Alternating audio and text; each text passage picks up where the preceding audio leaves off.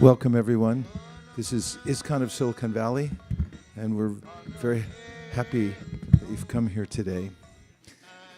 This is called the International Society for Krishna Consciousness, and it was founded by Srila A.C. Bhaktivedanta Swami.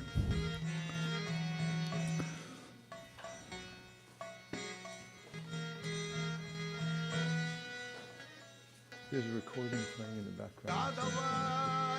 But I'm glad I got the lights too. How do the lights look? Light is good.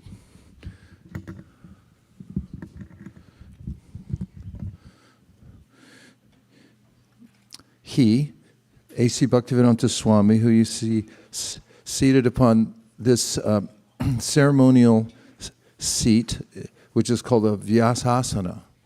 Asana means a place to sit. And Vyasa is a name of an incarnation of Krishna who passed down the Vedic wisdom in a prolific way. He codified it with the idea that everybody in all parts of society would be able to take advantage of it. In fact, originally, what's called Vedic wisdom, which is an interesting term because Veda simply means knowledge, was one book, or considered to be, thank you, considered to be one unit, but Vyasa divided it. In fact, that's what Vyasa means, the divider. So it's like an editor. He divided that knowledge into categories so that it could be best consumed by various kinds of people for various reasons. And over time, those who imbibe the principles of the Vedas, which are guiding principles that show how to live one's life in order to develop one's consciousness. Because in the ultimate issue, the Vedic wisdom points out that we are conscious entities.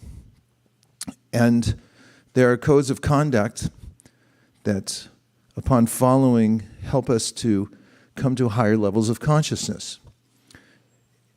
And Vyasadev had not only divided the Vedas, but then he also explained them, because they're often more technical in nature and understood more by people who study the very terse codes of the Vedas and the concepts of the Vedas. And he made them available to the masses of people through putting the principles of the Vedas into various histories, like the Mahabharata, which is a kind of a page-turner. There's intrigue, and there's romance, and there's fighting. It's a blockbuster. And it's hard not to keep reading it once you read it. Nonetheless, he wove into that book the principles that are most important for people to take up in their human lives in order to make progress, conscious progress, and that is to evolve their consciousness, not the least of which is the Bhagavad Gita, which is one of the chapters of the Mahabharata. Besides that, and after he had compiled all of the Vedic literatures in such a way that people could very easily access them, he also, on the direction of his guru, Narada Muni, is another famous personality in the history of the Vedic teachings. Known as his guru, he had instructed Vyasa that he needed to give people a more direct understanding of the spiritual world.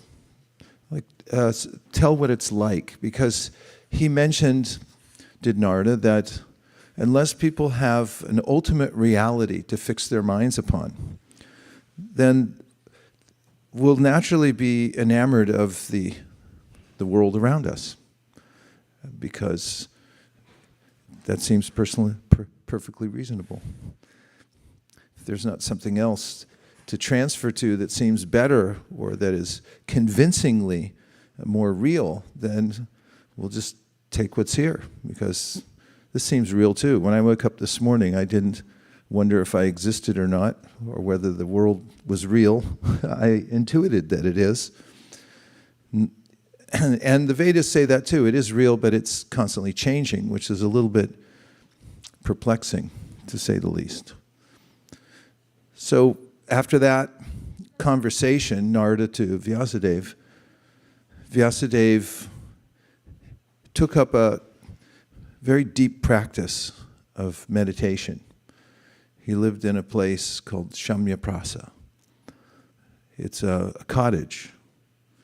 And that particular place is said to be complete. This is pretty peaceful in here. When I came in, I thought, Shamyaprasa is famous for being devoid of any distraction. There's no static there from the lower modalities. And in that place, it's a cottage surrounded by berry trees. There's a seat. Vyasa sat down and he went into a very deep kind of meditation, empowered to do so by his guru. And it was the revelation that he had in that meditation that came out in the Srimad Bhagavatam, which he then presented to the world. He also most famously presented it to his son, who was named Shukadev. Shukadev was an interesting child. He wasn't interested in going to school or socializing in any way. How do we know that? Because when he came out of the womb, he left home. And he stayed in the womb for a long time because he wasn't convinced that upon coming out, he wouldn't be captured by the illusory nature of the world. This is the story of Shukadev. So when he did come out of the womb, he left home with his exalted father calling behind him, saying, "Please come back." And Shukadev didn't pay him heed. He just kept walking. Nonetheless, what's called the fruit of all the Vedic teachings, the Srimad Bhagavatam, which was brought to the world by Srila Vyasadev, is compelling, spiritually compelling. It has a beauty to it that is hard to resist. And Shukadev, although not interested by nature in the variety of the material world, he found it to be what our spiritual master, Srila Prabhupada, coined this phrase, a colossal hoax. It doesn't ever take a shape that is permanent. It's constantly changing, so you can't build your permanent home here, to say the least. I mean, it's shifting constantly. Nonetheless, Vyasadeva sent out some of his disciples into the forest where Shukadev had taken up residence, and he had them sing the verses from the Srimad Bhagavatam aloud. I guess if you're singing, it would be aloud, right? There would be some silent singing. And when Shukadev heard that, he noticed that he was inextricably attracted. And that brought him back home. He realized that he was not attracted to the material world, but this was a different kind of vibration, that it had nothing to do with this material, with the material qualities. So he learned Srimad Bhagavatam, and then he went out to teach it. And he met a king who was at the end of his life. He only had 7 days left on the earth. And then he taught him that. So I started with talking about Srila Prabhupada, who is the founder Acharya, the one who started this International Society for Krishna Consciousness.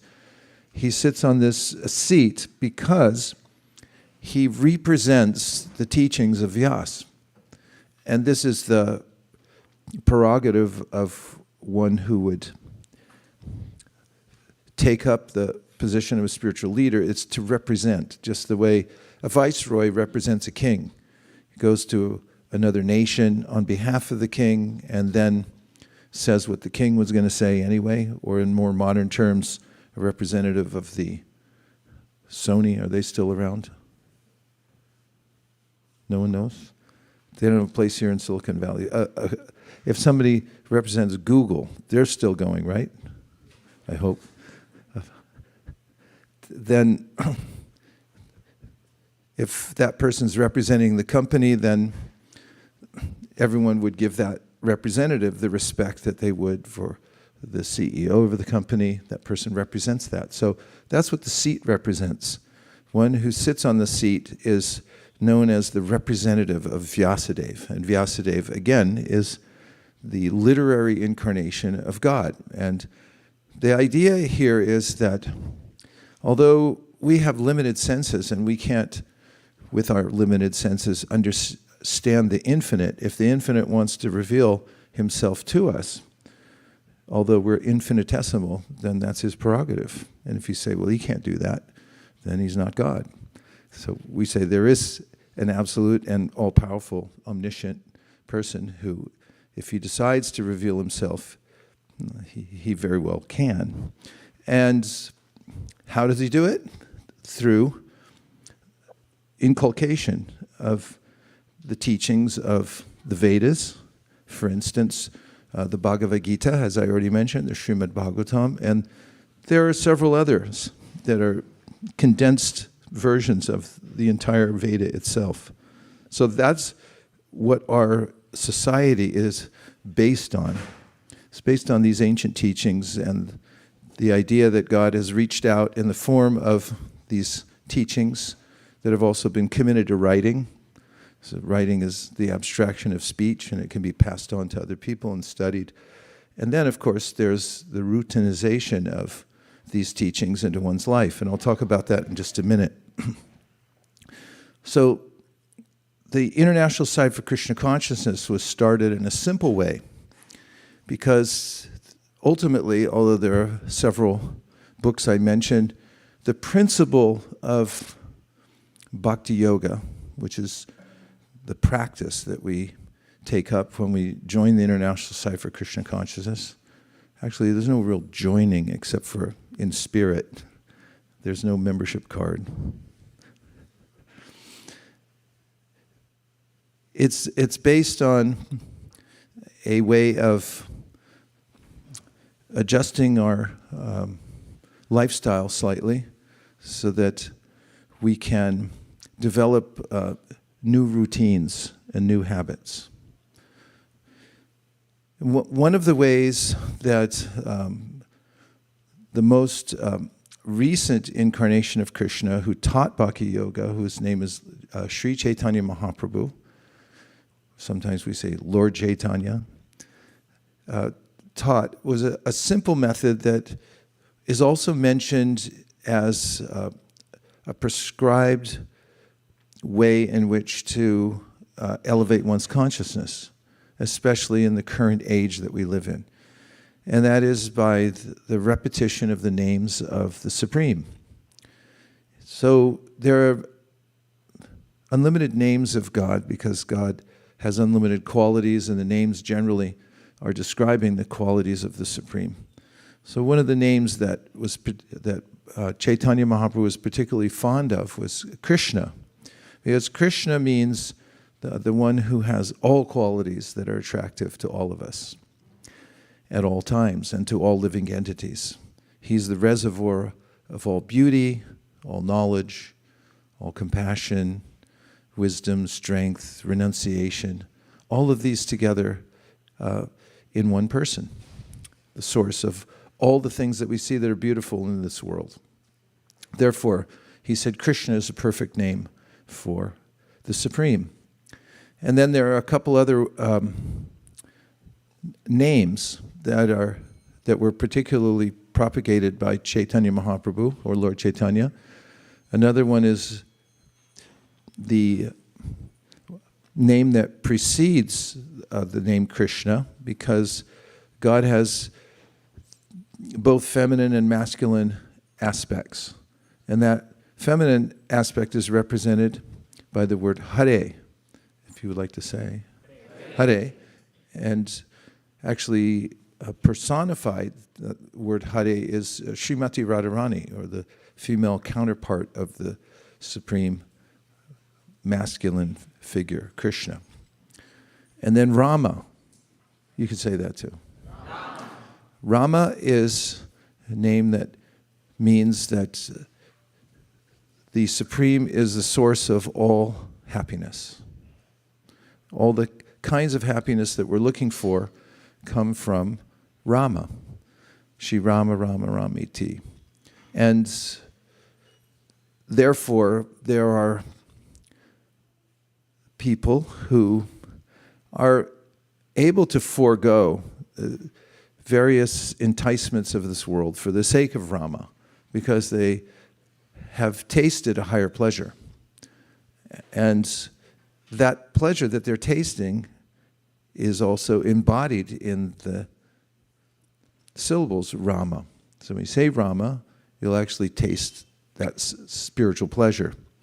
And altogether, these three words are in a combination called a mantra, and the mantra goes like this. I'll say it 2 words at a time, and then if you'd like, you can repeat. Hare Krishna, Hare Krishna, Krishna Krishna, Hare Hare, Hare Rama, Hare Rama, Rama Rama, Hare Hare. And you'll notice that it's displayed at the top of the screen there. So one of the methods that Chaitanya Mahaprabhu taught for self-realization is called Sankirtan. So kirtan means to sing out loud the names of God, and sam means together. Sankirtan. So we have a quorum here today, I think, right? Yes. So we can try it. More than one, I think, is what's necessary. So we'll try singing the Hare Krishna Maha Mantra out loud. And the normal way that we do it is a call and repeat.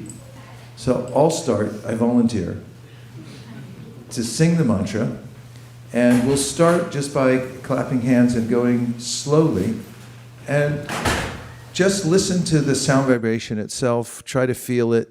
You don't have to, no heroic measures necessary in order to imbibe the sound itself. Just try to be aware of it, that it's there, and that you're engaged in an activity that some people say is transcendental.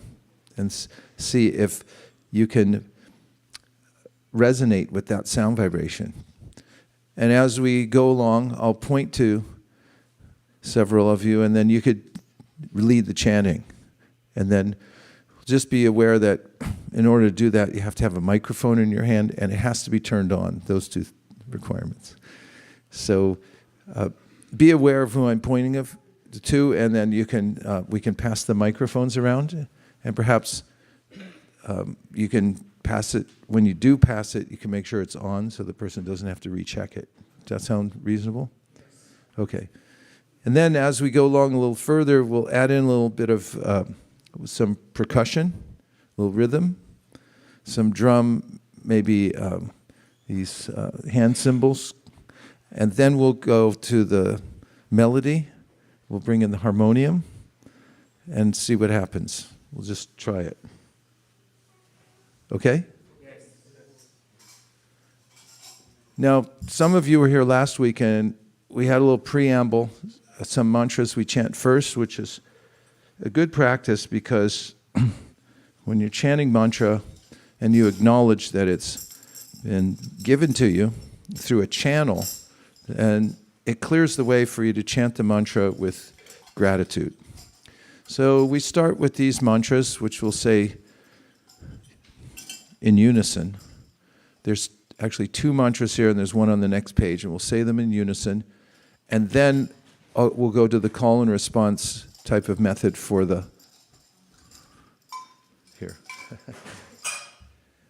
for what's called the Hare Krishna mantra. Okay?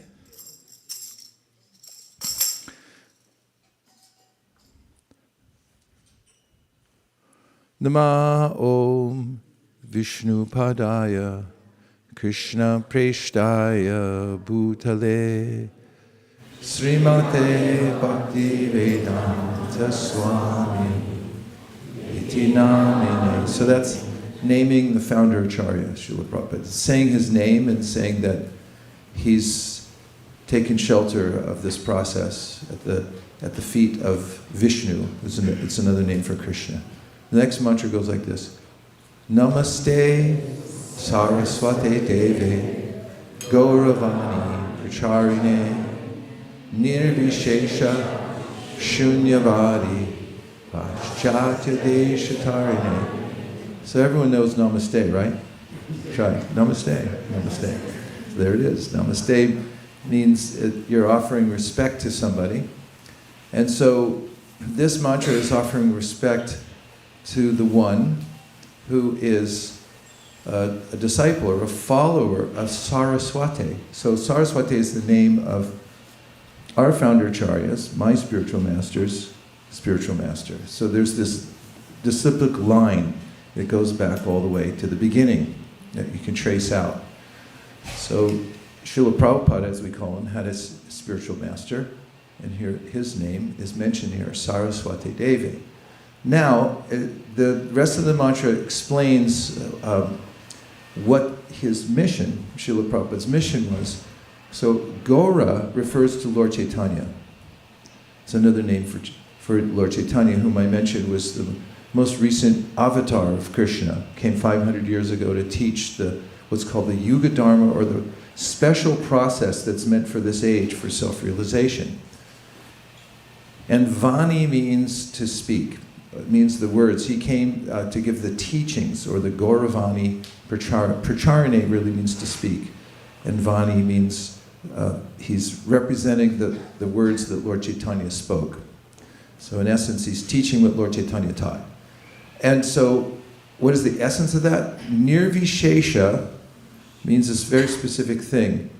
So actually my name is Vaisesika, and it comes from this word Vishesha, which means variety, or that everything has a unique quality to it in this world. Just notice that there's no particle that's the same as another in this world. There's no person that's the same as another in this room, or I dare say in Silicon Valley. Even if you're twins, there's differences.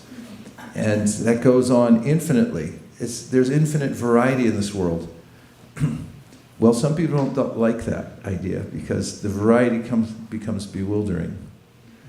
The paradox of choice. And therefore there's this word that represents a way of thinking. It's called nirvishesh, which means that let's get rid of all the variety, because after all, variety causes problems. Doesn't it? So everyone has a different opinion. And in this world, the variety is always morphing into something else. That's why this world's called bhava. Everyone say bhava. Bhava means that whatever you have or think you have, it's becoming something else right now as we're speaking. It's changing, it's morphing. In a dream, you'll notice it in the course of, how many hours do you sleep, generally? 7, 8?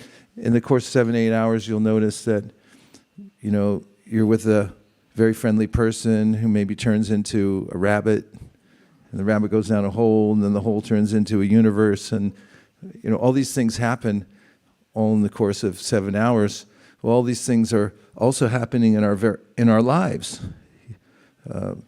You find somebody who's your ideal person, and then over time relationships change, and countries change. Everything changes here.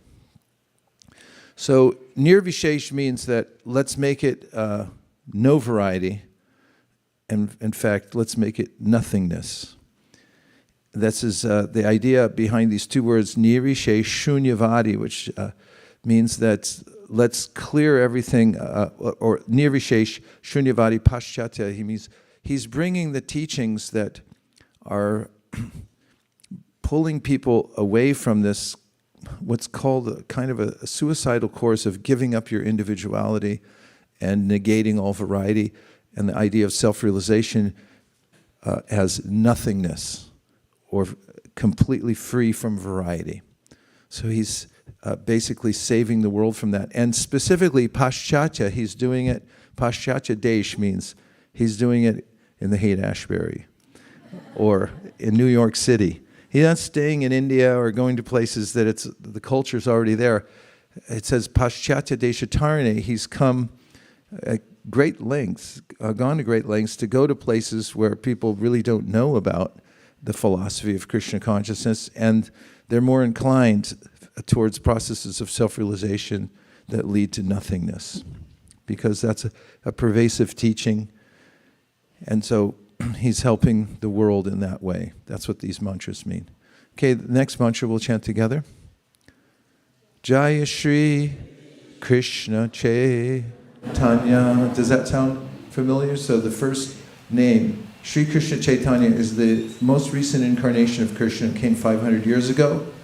He's also called, for 25 points, Lord Chaitanya. Lord Chaitanya.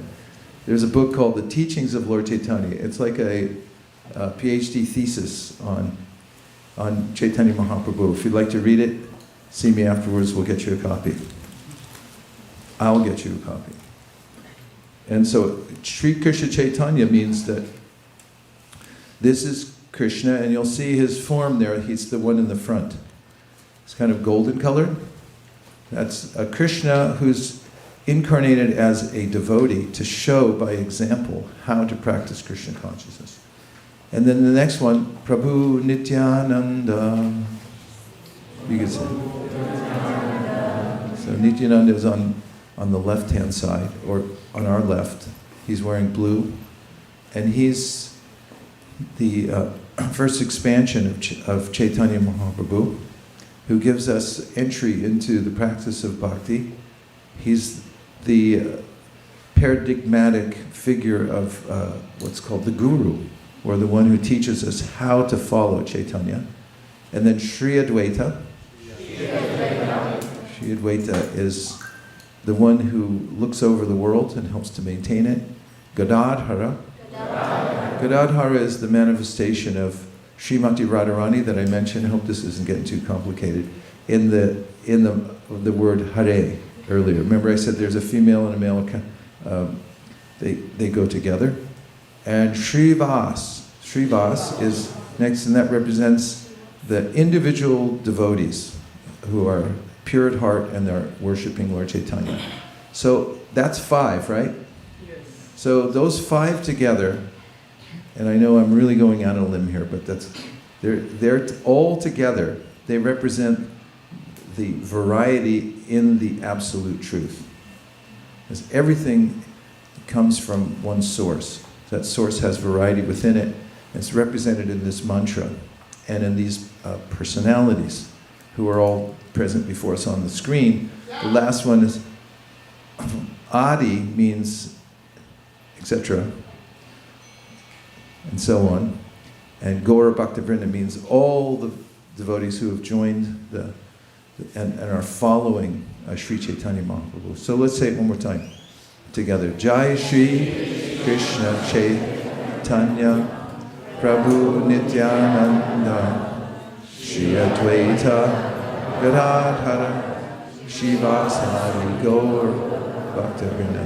So if you're new to the process of Bhakti Yoga, you'll notice when you go into an assembly and anywhere in the International Society for Krishna Consciousness, people tend to start with these mantras, these 3 mantras, before they start chanting Hare Krishna, because it opens the door for us to chant the mantra with clarity and sincerity. Okay, now we'll try the Hare Krishna mantra. All sing, please repeat. Hare Krishna. No, I'll sing, then you listen. Then after I finish, then you all sing it back. Hare Krishna, Hare Krishna, Krishna Krishna, Hare Hare, Hare Rama, Hare Rama, Rama Rama, Hare Hare.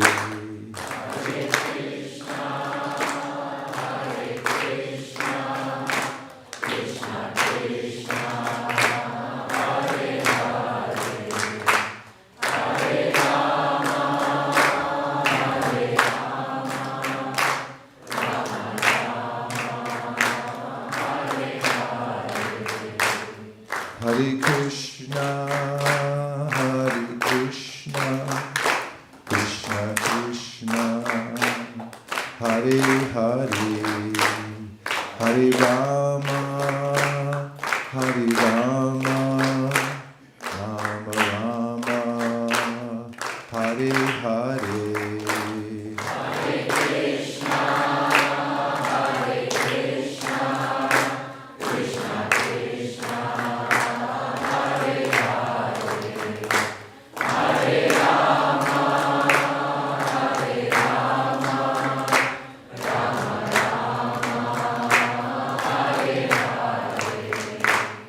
Hare Krishna, Hare Krishna, Krishna Krishna, Hare Hare, Hare Rama, Hare Rama, Rama Rama, Hare Hare. Hare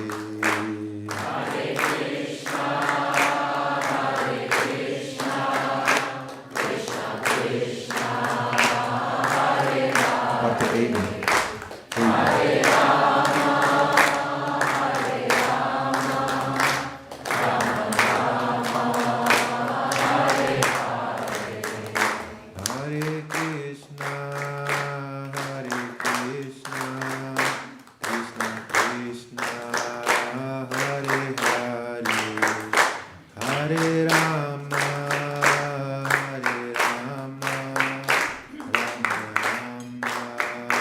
Hare Hare. Hare Krishna. All the way back. Chuck, Chuck. Krishna Krishna, Hare Hare. Chuck. Hare Rama, Hare Rama, Rama Rama, Hare Hare. Hare Krishna, Hare Krishna, Krishna Krishna, Hare Hare, Hare Rama, Hare Rama, Rama Rama, Hare Hare. Hare Krishna. Vijay. Vijay. Krishna Krishna, Hare Hare, Hare Rama, Hare Rama, Rama Rama, Hare Hare. Hare Krishna, Hare Krishna, Krishna Krishna, Hare Hare, Hare Rama, Hare Rama, Rama Rama, Hare Hare. Hare Krishna. Mayapur. Mayapur. Krishna, Hare Hare, Hare Rama, Hare Rama, Rama Rama, Hare Hare. Hare Krishna, Hare Krishna, Krishna Krishna, Hare Hare, Hare Rama, Hare Rama, Rama Rama, Hare Hare. Hare Krishna, Hare Krishna, Krishna Krishna, Hare Hare.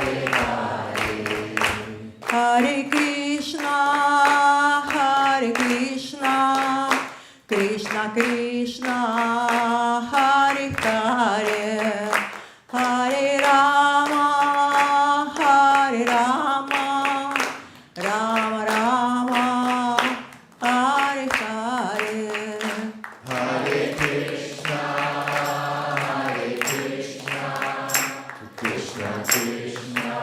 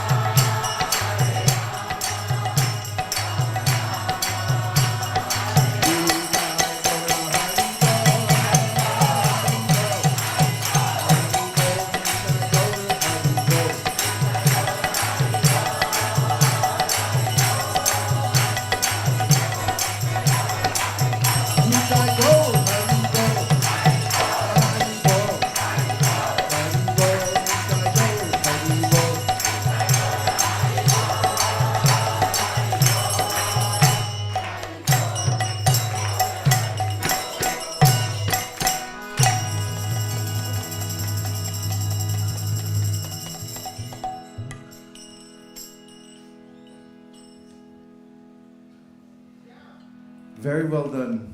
What a nice group chanting. You see, everything's going to be all right. Because there is a home button on this world. There's a place that we actually fit in, where everything works. But you have to rise to that through the transcendental process, the method. So the main method is what we just did. It's actually called the Yuga Dharma, which means in every age there's a particular practice that fits the age perfectly, through which if you just concentrate your energy, then you'll make spiritual advancement. In the Bhagavad Gita, Krishna says that if you're able to be consistent in your practice, then you'll notice that you're incrementally rising higher and higher above what are called the three modalities of the material world. They're material qualities that bind us up and obligate us to a kind of exposure that doesn't bring out our full potential and also doesn't satisfy us. And gradually, as we get into a more rarefied environment, which is near the top of the modes, and then we just rise above them, then we'll notice for ourselves that we're becoming naturally more happy, because that's our nature. And you don't have to be a mile above them, just at least an inch. Just like if you're drowning in the water, you don't have to be a mile away from it, just an inch above it, at least.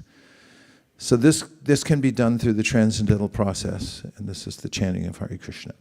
Now, just a few other brief thoughts to help to give some structure to the idea. First of all, the Vedas are very intelligently presented in such a way that we can develop perspective. That is where we are now, and we can also see that there's a different reality. Let me explain that. This world is, we enter into the world and we develop a sense of reality through socialization. Animals have a stronger sense of instinct. And they're compelled to work in a certain way. They also have little families as well, as we know. They also have feelings and so forth, but their pull towards their particular nature is much stronger.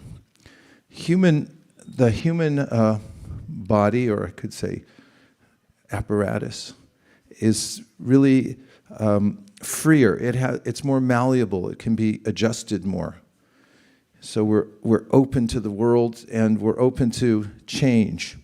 Nonetheless, when we come into the world, we're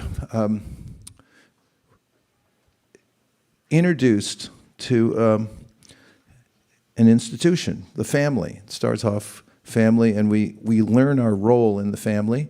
We internalize that role by seeing significant others who are in the family, and we start to develop a sense of ourselves in relationship to the family. That happens in all the different institutions that we're in, and there are numerous layers of that in this world. And we mostly develop our identity in relationship with those institutions, like the family, and then our particular culture, and then it could be the nation that we're in, and then we might be in professional environments and so forth. So in the Bhagavad Gita, Krishna describes how these are more or less described as our external sense of self, because they're temporary roles that we're playing. And all the ways that we learn how to routinize our activities in this life, because the universe actually offers us infinite choice. So the choices that we're confined to, or that we confine ourselves to, come about by observing others and seeing how they work in the world, and then we emulate what they do, and we develop a certain routine in our lives. So just in the same way, there's a way in which that we can adjust our behaviors and our attitudes and our actions through the process of bhakti yoga, through which we observe. This is why this is called a society, International Society for Krishna Consciousness. There are roles to be played within a spiritual family also. And also, on a much higher concept, that this world that we're in right now and all the relationships that we have here are described by Krishna as sort of shadow relationships. We have a permanent relationship in the spiritual world with Krishna. In this world, the relationships, although very feeling, they're changing constantly, and we can't permanently hold on to them, although they're very important, and we can't not give ourselves to them to one degree or another. However, in the Bhagavad Gita, Krishna describes, for instance, paras tasmat tu bhavunyo vyakto vyaktat sanatana yaksak sarveshu bhuteshu nashyatsu vinashati. Categorically, he describes the material world as a changing place, and he says above this, there's a permanent place that includes permanent relationships. So in the same way that we develop all of our attitudes and our routines in this world by observing significant others. For instance, we may notice that in advertising, you might have noticed that advertisers will most frequently put forward a personality and say, why don't you be like this person and use this kind of aftershave or whatever it may be. There was a campaign, and maybe it was in the 1980s, there's a very famous basketball player called Michael Jordan, and there was a campaign that, 3 words, be like Mike. And there were shoes you could buy, and probably clothes, and who knows what else, soap and a rope, any number of things. And also I remember as a child there was a kind of cigarette you could buy called Marlboro. Even the name sounds kind of like a very gnarly name, like rugged, Marlboro. And so the paradigmatic person that represented this behavioral change that the company would like you to make, which is to breathe in hot smoke, was a cowboy. Chuck, you remember? Yeah, the Marlboro Man, he was called. And he would sit on a horse, he had a hat, a little stubble on his face. He was like a rugged individual type of person. I smoke Marlboro, you smoke Marlboro. So, I mean, if you look around at signs, I saw a pipe company in India, and I couldn't tell what they were selling because they were just 2 happy, blissful-looking people, but it turned out they were selling pipes. You know, like PCV pipes for toilets and things like that, but people were so happy. Everything comes to us, sociologically speaking, through personalities and the ways that we emulate the roles of those around us. And in a similar way, the spiritual transformation takes place by connecting to those in spiritual roles. And there are also paradigmatic personalities in the spiritual world that one can hear about. And the qualities of those personalities, their behaviors and attitudes and so forth can be emulated, and we hear about them. So this is, it's a very personal process, and it's very real because we're persons, and there are paradigmatic personalities, ideal personalities that we can emulate, that we can follow. So in a very practical way, there are 3 words today, if you go away with. Some of you may already know them, but you can recall them as being important. The first one is something that Krishna mentions, and it's mentioned throughout the Bhagavatam. It's called Sangha. Everyone say Sangha. Sangha is an important principle. It means your association. Whomever you associate with, you'll develop the qualities of. If there are any editors here, you can fix that sentence for me later. But the point is that we take in the qualities of others because we associate with them. And this is a point that Krishna makes in the Bhagavad Gita. He goes to the length of saying that everything we have now and every attitude we have, every behavior we have, every situation we're in now has come to us because of our previous associations. And so it's such an important principle. We are vulnerable and we're very much open to suggestion. In fact, there's a phenomenon that we can observe where people become radicalized. All it takes is a little association. People with extreme views that it could even just be on a website. People start reading them and hearing what people say, and then they see the images of the people who are there.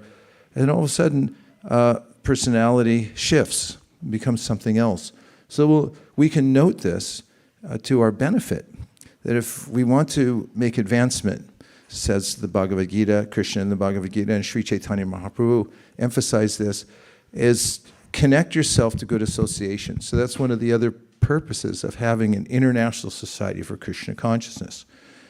So finding good association and staying in it will guarantee that you start to develop your consciousness, elevate your consciousness. The next is called sadhana. Everyone say sadhana.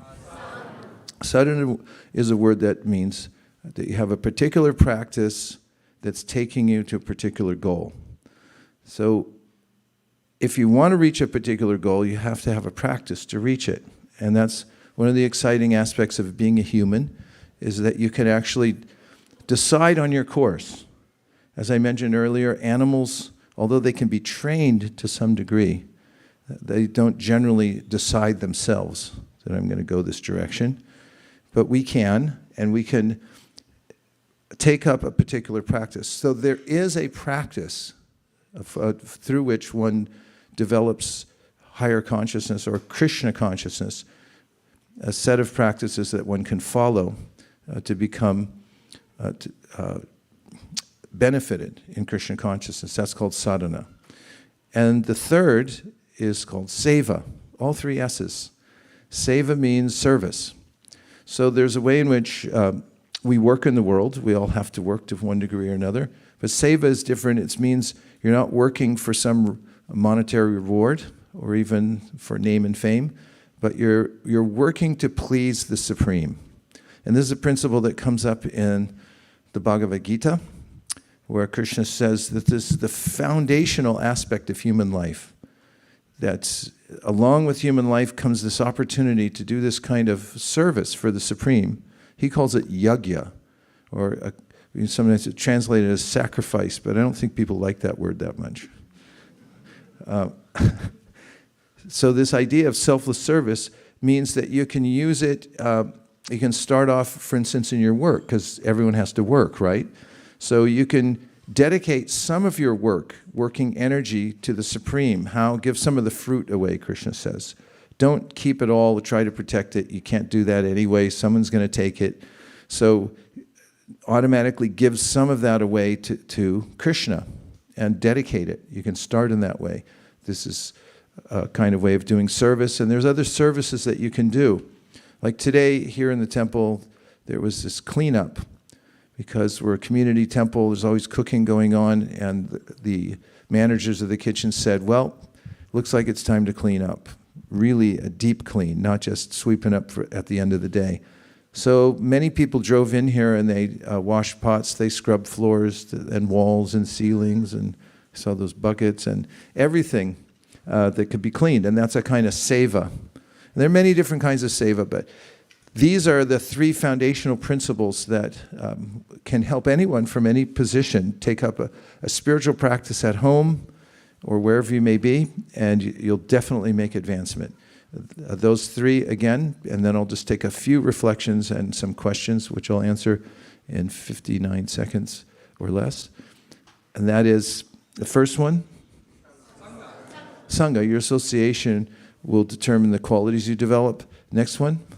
Sadhana, you have to have a practice that matches your goal. And by the practice, you'll reach a particular goal. And the third is? Seva, which means? Service. It's a kind of selfless service. You're doing it to please the Supreme, not to get a monetary reward. So now we just have a little time left, so let's take a few questions. If you have a question that you think could be helpful in expanding the conversation, you can ask it. Or if you have a reflection, anything that you heard so far, or do you want to relate back what your experience was of the chanting that we did together? You can do that too. Yes.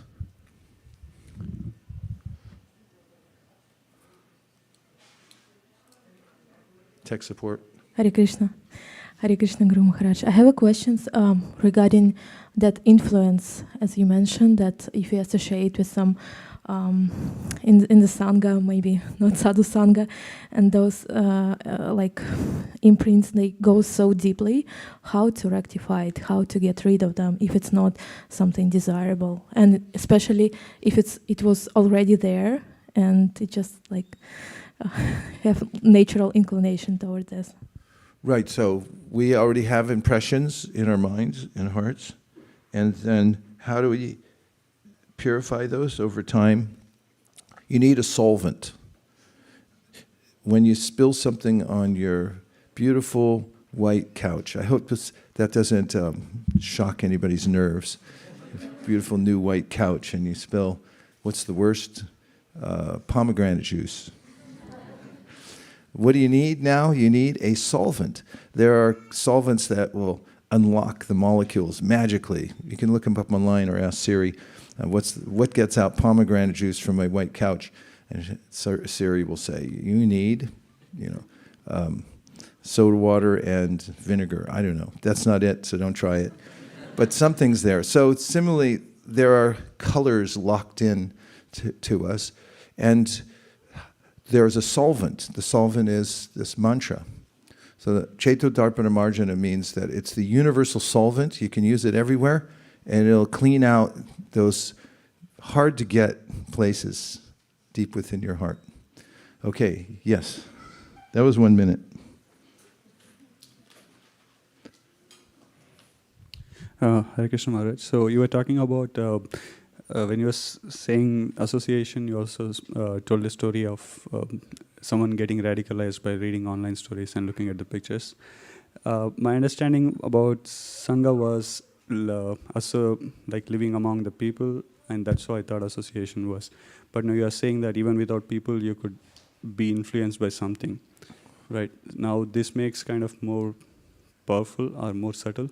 So how can the first thing, how can I detect it? Like I'm getting associated with something, so that I can just change it even before that happens. Because if it's people, I can control them, not meeting them or like that. But well, we encounter people in various ways. Like if you read a book, you're getting a really deep connection with a person, and you can listen to somebody speaking somewhere. That's a kind of association. We all know, because we've lived through a pandemic, where we all associated online in different ways. So those are different ways that we associate with people. And ultimately, everything traces back to a person somewhere, whether we get it through the internet or through a book or anywhere else. So you just have to be aware of who we're associating with, what is their base of knowledge, and what are their intentions for presenting it, what are their motives. It's really important to study that. And it doesn't mean to become antisocial or to completely isolate ourselves from everything, but it means to be selective in what we let in. In other words, we may read things and look at things, but then we should analyze their value based on my goal in life. And be careful as we associate, not to wholeheartedly just take everything in. Okay, yes. Rasa Sindhu, Prabhu.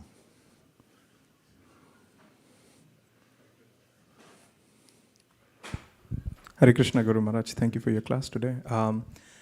In the beginning, you were talking about Vishesha, the word Vishesha, that there are qualities, individual qualities. And I was thinking of a phrase that I've heard, that variety is the mother of enjoyment, and how there's a negative connotation to it in the world, and I've heard from preachers. However, your reflection, the way you described it, gave me a positive connotation of the word, that in the spiritual world there's variety and there's enjoyment, and and the variety in the spiritual world leads to another kind of enjoyment. So it shifted my perspective regarding the phrase that I heard. And then the second thing that I was thinking was, you mentioned Sangha, Sadhana, and Seva, and how that's a formula for success in any field. I was thinking that even in career development or skills, I think it's those three aspects, and how carefully our acharyas have given that formula that can be applied to all the places as well as our spiritual growth and development. So those were the two reflections and thoughts that I had. Thank you very much. Yes, it's applicable everywhere. Sangha, sadhana, and seva. Okay, so now we're going to try a little more chanting. Would you like to stand up and stretch? Because you've been sitting for so long. So take 2 minutes just to introduce you to somebody that you haven't met yet. Stand up and introduce yourself. And if I catch you talking to somebody you already know, you'll be in big trouble. Okay, go. 2 minutes, and then we'll have another kirtan. Meet somebody you've never met and introduce yourself. Just say your name, find out why they're here. Go, go, go, hurry.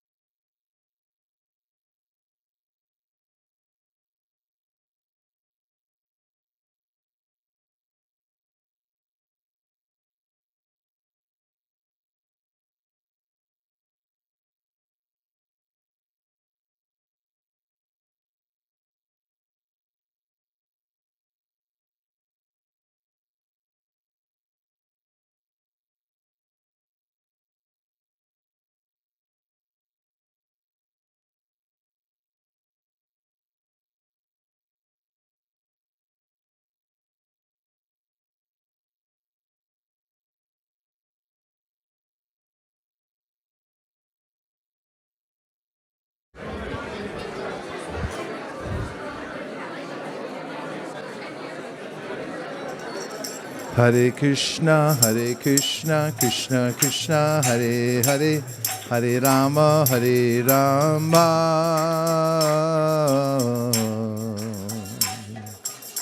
Rama Rama, Hare Hare, Hare Krishna,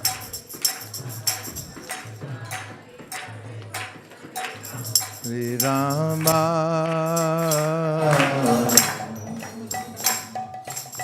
Rama Rama, Hare Hare,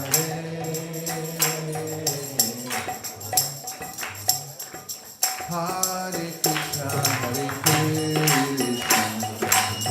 Krishna Krishna, Hare Hare, Hare Rama, Hare Rama.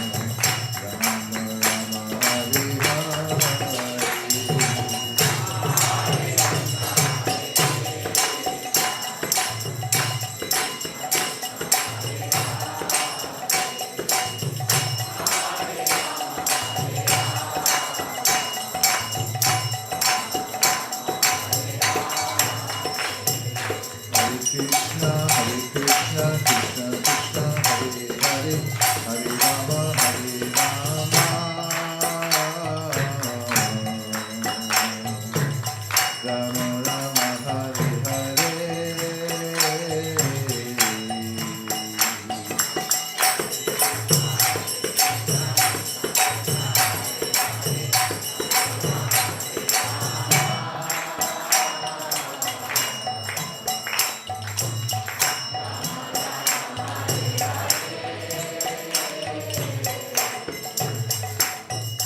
Hare Krishna, Krishna Krishna, Hare Hare, Hare Rama, Hare Rama, Rama Rama, Hare Hare.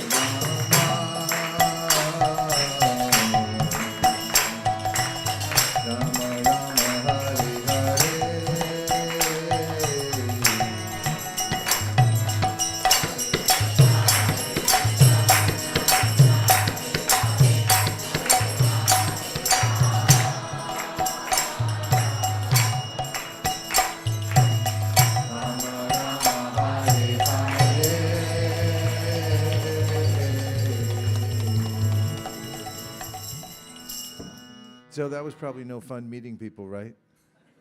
Don't you hate that? That's Sangha. So it's nice to live around those who are also practicing something the same as we are. So this is one of the principles that one of the great teachers of Bhakti named Rupa Goswami brings up in his very concise book about how to practice Bhakti Yoga. And he says that there are 6 loving exchanges that take place between one devotee and another. So the first is about conversation, and it means to have meaningful conversations, to relate to others about how your practice is going, and anything you're struggling with or things that you're getting out of it, and then hear from the other one anything that he or she is getting out of it, and the realization so that the other devotees are having. So there's this conversation going on. Krishna mentions it also in the Bhagavad Gita in the 10th chapter. And this is very helpful. And then the next one, interestingly, is gift giving. Don't you hate it when people give you gifts out of love? It's rather amazing, isn't it? That this is part of the devotional service practice, is to give gifts to other devotees and to receive gifts from other devotees. Sometimes it's easier to give than it is to receive. It's like, oh no, I don't deserve it. Well, this is a loving exchange. It's called Priti Lakshanam. And the third, and you're going to love this one, it's really about breaking bread. Exchanging food. And what kind of food? Specifically, what's called prasadam. As devotees really get a lot out of connecting to Krishna through cooking and eating. So how does that work? Well, Krishna's a person, albeit a transcendental person. Nonetheless, he avails himself to us, and he'll accept foodstuff when we offer it to him. And he actually accepts it. He says, Ashnami paritapmanaha, that he actually enjoys it, he tastes it. And after that's done, offered in loving service to Krishna, out of a sense that, well, he has senses, and let me satisfy his senses. And then afterwards, we take what's been offered, and that's called prasadam. So devotees like to cook, and then they have this prasadam, and they offer it to others, and then they accept it from others too. So there's this give and take. So these are the 6 exchanges of love between one devotee and another. So this is a mainstay of Krishna consciousness. Does it sound appealing or unappealing? It's appealing. It's quite natural. It's what we do. It's why we have a house, right? So you get a house so you can have people over. Otherwise, you probably just live under a bridge or something. You can invite people there too. I mean, actually, we used to have friends back in 1973. We had friends that lived in Sausalito on a houseboat. And we used to go over there and have this Sankirtan and then prasadam and everything like that. So can you do Krishna consciousness on a houseboat? Yes. How about under a bridge? Yeah. In a tree? Yes. I need Dr. Seuss now. I got to remember all the scenarios. Let's sing one more tune, so we leave you with a kind of a sweet tune. We'll go back to that kirtan melodies, the Indra tune we used to do in the old days. Can you remember it? This will be short because we just have a few minutes, but we'll try to get the gist of this tune so you go away with an earworm. Once it goes in, you walk home with it.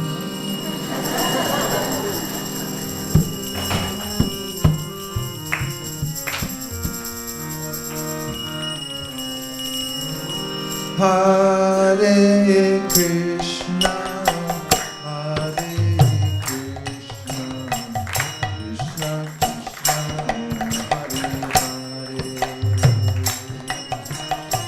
Hare Hare.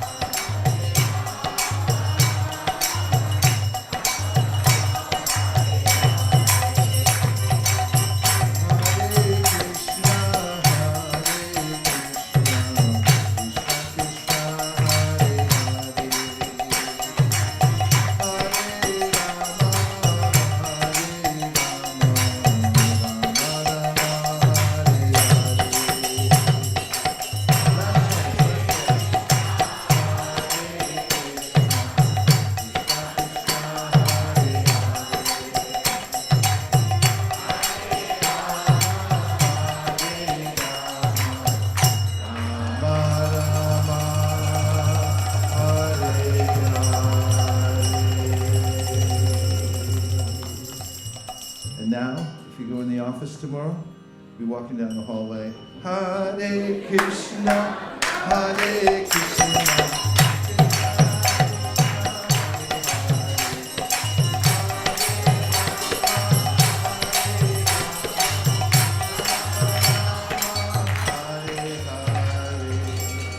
Now we're going to have a Hare Krishna dance party like you've never seen before. We're going to roll up this carpet, put away all the asanas in the back there, open up this whole floor, and you can dance to your heart's content. This is one of the main processes of Krishna consciousness, to dance. So we'll do that, and we'll meet you in the middle. Thank you very much, everyone, for coming. After that, there'll be a couple of short announcements, and then we'll be feeding everybody in all the counties in the area. Hare Krishna.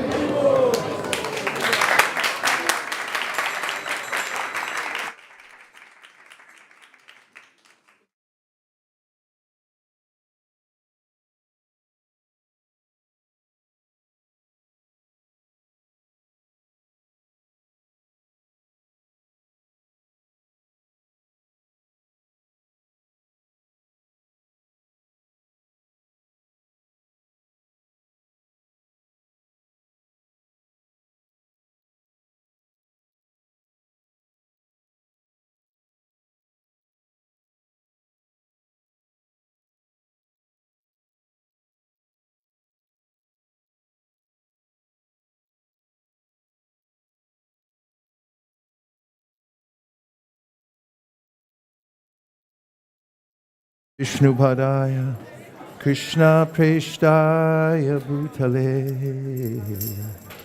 Sri Mate, Bhakti Vedanta, Swami Niti Namine, Namo Vishnu Padaya, Krishna Preshtaya Bhutale, Sri Mate. Bhakti Vedanta Swami Nitinam Namaste Saraswate Deve Gauravani Pracharine Nirvishesha Shunyavadi Paschatya Shatarine. Little help.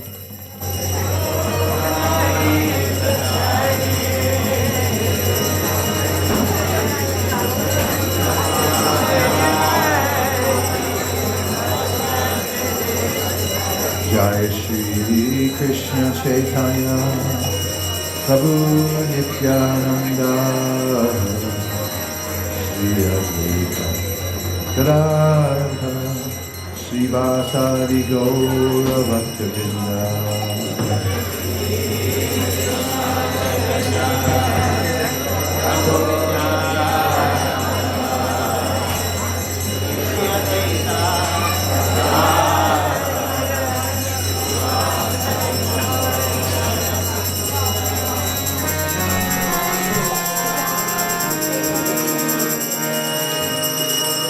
Hare Krishna,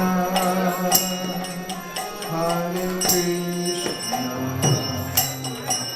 Krishna Krishna, Hare Hare, Hare Rama,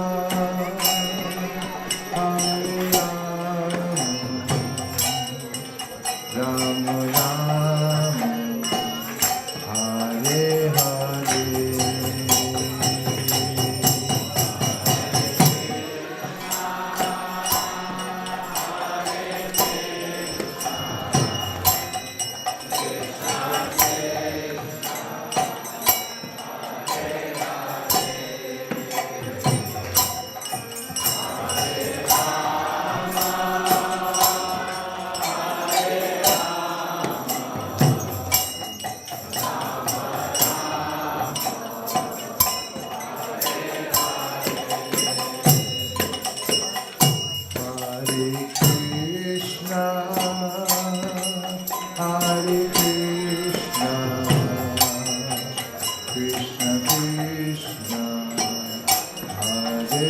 Hare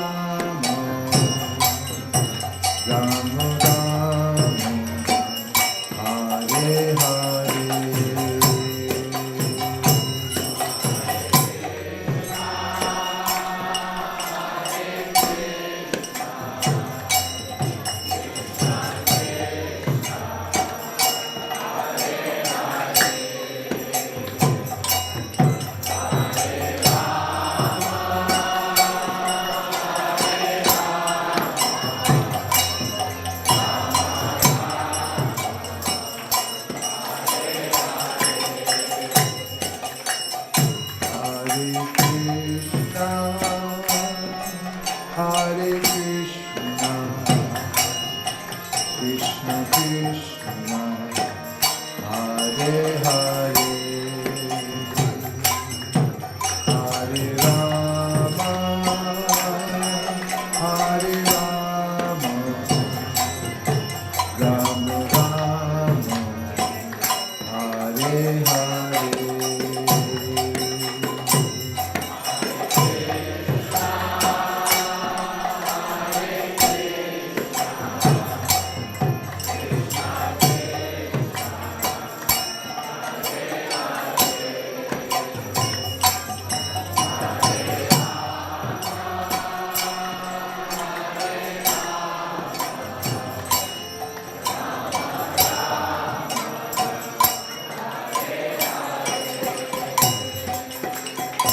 Hare Krishna,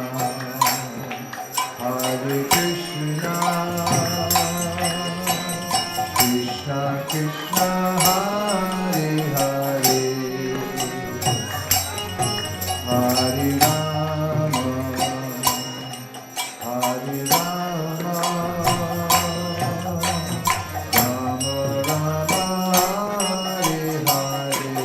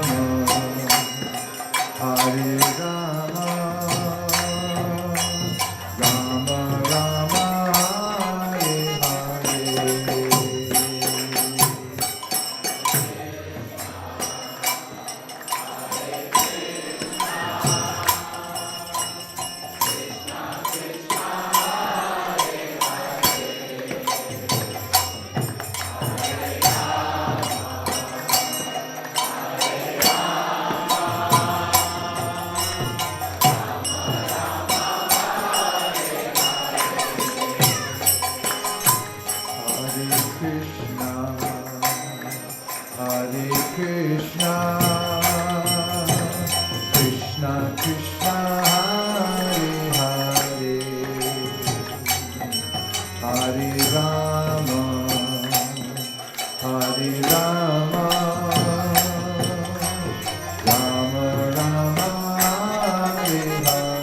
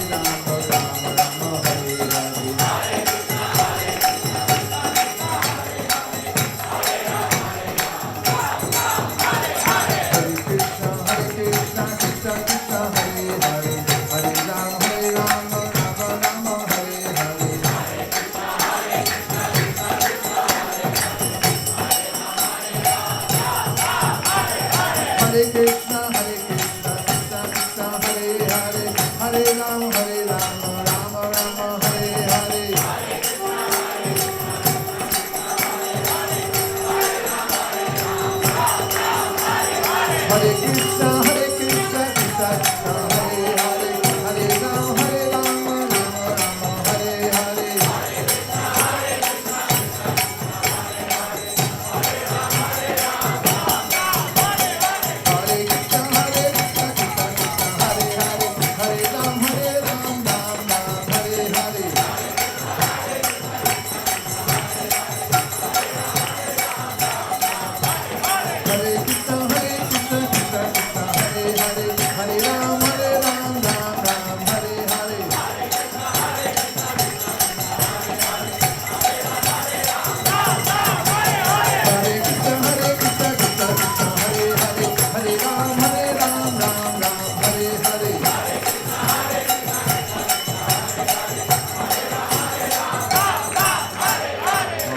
Hare Krishna.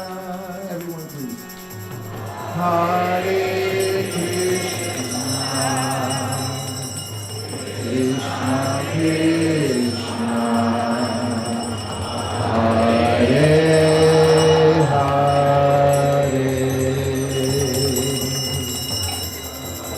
Hare Rama.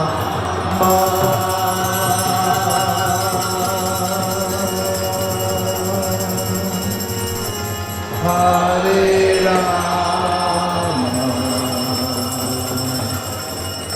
Rama Rama, Hare Hare.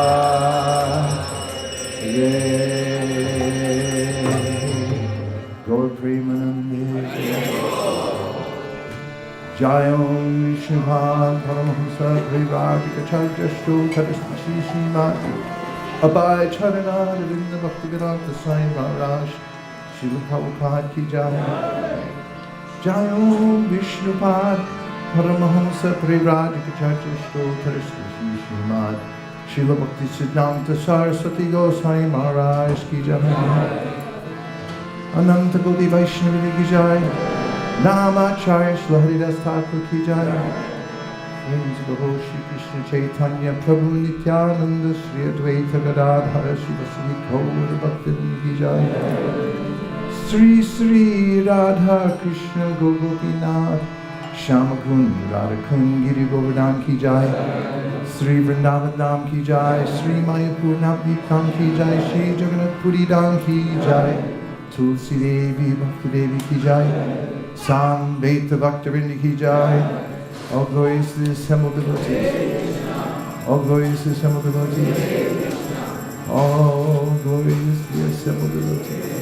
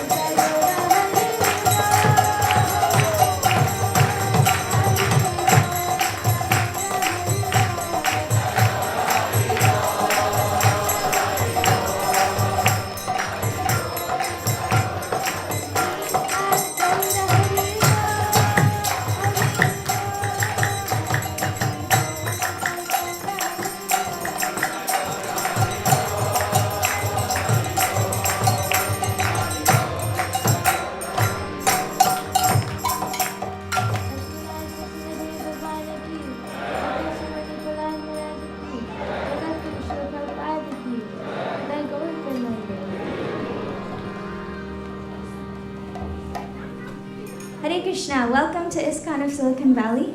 We're very glad to have you here, and we thank Vaisesika Prabhu for today's class, today's kirtan as well.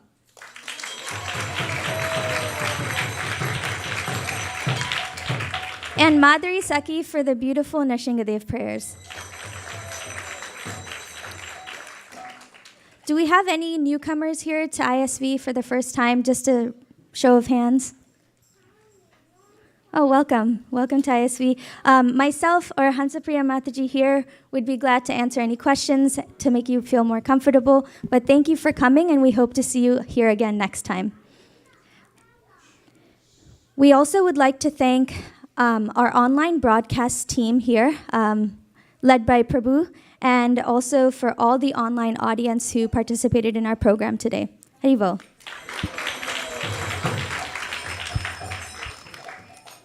We have one sponsor for today's program. Saurav Prabhu is sponsoring for his daughter today, and it's her birthday. I don't know, Saurav Prabhu, are you in the house? Are you around? Okay, please come. Please come.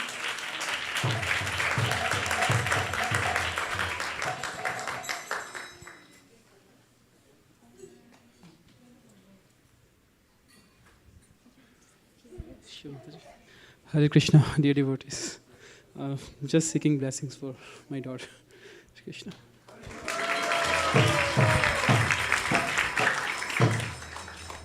Thank you, Prabhu, for your sponsorship. We'll have some Mahaprasadam sweets and garland for you right after. For today's cooks, do we have the list of today's cooks? Hare Krishna. Today's prasadam was cooked by Hansapriya Mataji, Prahlad Prabhu, Shama Bhakta Prabhu.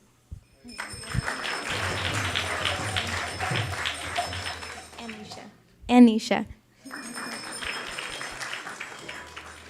Right after prasadam, we also need a lot of help with cleaning the temple room because we'll have another program around 7 p.m., which is the Youth Chant Kirtans. So please feel free to stay back and help with cleaning the temple room as well as the kitchen. Also, we will be serving prasadam outside in the parking lot, so you can either honor prasadam outside or inside as well. And we will be having prasadam prayers, which will be followed by prasadam, which is served in the parking lot. Hare Krishna. So next Saturday is a very important day. Can you tell me what it is? It's a Gita Jayanti. So we will be having a morning program here at ISV, starting Japa session at 6:15 a.m. and then followed by the greeting the deities, and we'll be also reciting the whole Bhagavad Gita. And next day, Sunday, also we will be having a Sunday feast program, which will be beginning at 3:30 p.m., same time as today. But if you would like to participate in some of the chapter recitation, please come early. And also we will be having a sponsorship of Bhagavad Gita. So it's a wonderful opportunity, especially on Saturday and Sunday. So bring your friends, neighbors. Even you think that somebody who needs a little love from you, please bring them along with you. Okay, so that would be next Saturday. Prabhu, would you like to say anything about that? There's a guest speaker coming next Sunday. Yes. Who's an international treasure. His name is Bhakti Swami. He's a scientist and a very accomplished devotee. I was just with him in Vrindavan, in Govardhan, and he's developed a beautiful project there, which includes Goshala and many native kinds of plants they're developing on the property, which is many, many acres. He's a leader of many devotees and has been in Russia for many years and has now recently, with the last several years, been in Govardhan, where he's developing this project. He's never been here to ISV. It's the first time. You'll really like him. He'll come here and encourage us about Bhagavad Gita. He's a profound thinker and a very pleasing speaker. So please keep that in mind too. Come early to hear him speak. And also, we have a goal here to distribute, just from our small community over the next few weeks, 66,000 Bhagavad Gitas. So there is a way in which we do get overwhelmed with holding on to money. It causes a lot of consternation what to do with it all. It piles up, gets in the way, can't even open the door of the house. There's so much piled up. And so it's an opportunity to give generously for just sponsoring Bhagavad Gitas. We have outlets for them in many places all over America and the world, where we're pouring Bhagavad Gitas into institutions, into people's homes and so forth. So it's a great time to use some money to help facilitate that. Just keeping in mind the doctrine of preemptive giving. Everything we have now will be unceremoniously taken away at some time or other. But if you give it away to Krishna before it's taken away, then you get the credit. If you wait till it's too late, you don't get any credit. You just get lamentation. So Sunday's a big day. Saturday and Sunday, it's a big weekend coming up. Thank you, Prabhu. Also, we'd like to thank from bottom of our heart to all the devotees who participated today. And it was wonderful to have all of you, and actually kitchen, especially the refrigerator, the kitchen walls, everything looks so spotless. And we see the reflection of your heart there. So thank you very much, and a big, big Haribol for all of you who all came in, cleaned the kitchen, pujari room.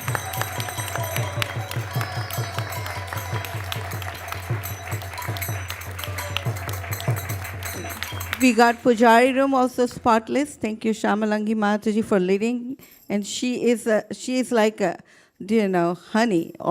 Everybody was there cleaning in the Pujari room today, which was so wonderful that how much she can attract so many devotees in the Pujari room. We had, the Pujari room was smaller at one point.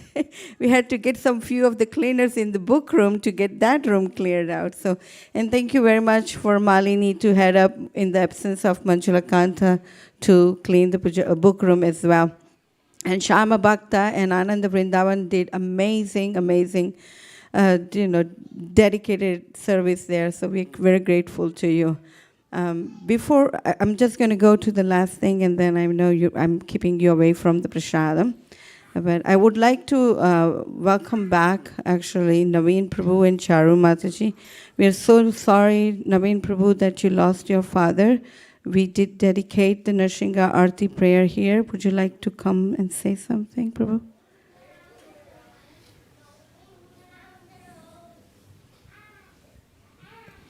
Thank you very much for blessing my father's departed soul. I do recall that you organized on that day Nursing Aarti. So thank you very much. He was a wonderful soul, and he departed very peacefully. He departed in the month of Kartik, and on the Purnima of Kartik, we were at Haridwar doing the last rites of his physical body for the Asthya Visarjan. So thank you very much for praying for him, and I really like all of you to bless his departed soul. Thank you. Hare Krishna, Krishna Krishna, Hare Hare, Hare Rama, Rama Rama, Hare Hare. Prashadam prayers. These prayers are in Bengali. Can you all sing Bengali? Yeah. It's kind of a sweet language. This prayer is written by Bhaktivinoda Thakur. He's one of the acharyas in the Gaudiya Vaishnava line. And he's saying here that it's very difficult to control the senses, and of all the senses, the tongue is the most voracious and difficult to control. However, it's the gateway sense. The Srimad Bhagavatam says if you control the tongue, you can control all the other senses. And it's to be known that if you don't control the tongue, then none of the other senses are controlled. So Bhaktivinoda goes on to say that Krishna's given us prasadam, spiritual food, so when we eat, we're actually enjoying the flavor, but at the same time, we're tasting Krishna. And the tongue becomes naturally subdued and controlled by this process of taking only Krishna prasadam. So he says at the end of the prayer, he's calling out for the help of Sri Sri Radha Krishna, glorifying Gaur-Nitai. It's a very joyful song, and we'll sing it in a 2-tall beat. Would you all like to join in? Shall we try it? We'll do it in unison. Here we go. Sharira Vijaya Jogendriya Sahita Vive Pele Vishaya Sadore Dhamma Jeti Bhavati Loba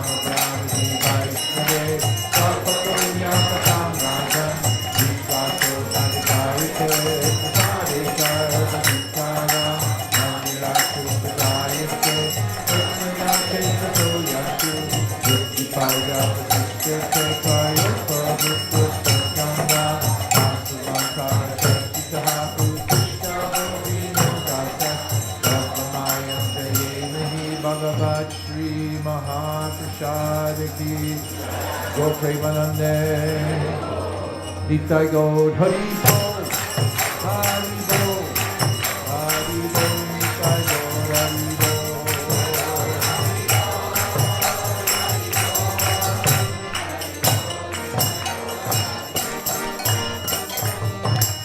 Please come take prasadam. Thank you very much, everyone, for coming. Come back in here. You can honor prasad in the warm